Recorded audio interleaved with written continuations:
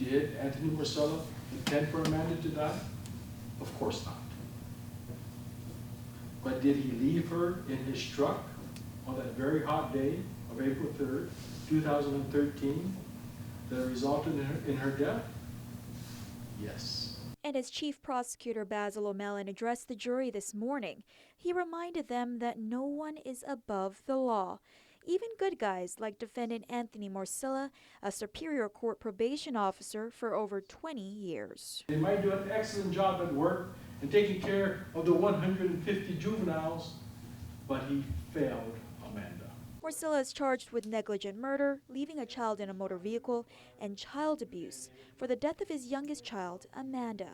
Last April, Morcilla alleges he forgot to take her to daycare that morning and left her in his Toyota Tundra parked in the employee parking of the Superior Court.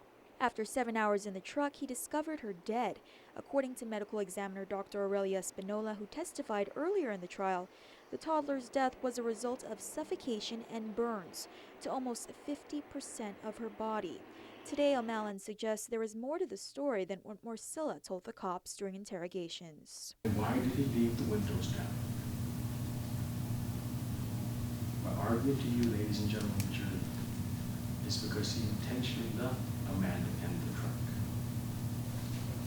His plan was to run in. She's sleeping. I'll run in. I'm going to check into work, make sure someone covers my early morning calendar,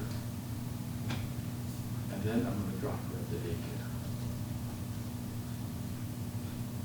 He didn't intend to leave her there for 7 hours, but he got distracted once he got into the office. But defense attorney Curtis Vandeveld argues the government failed to present any evidence to prove such a theory.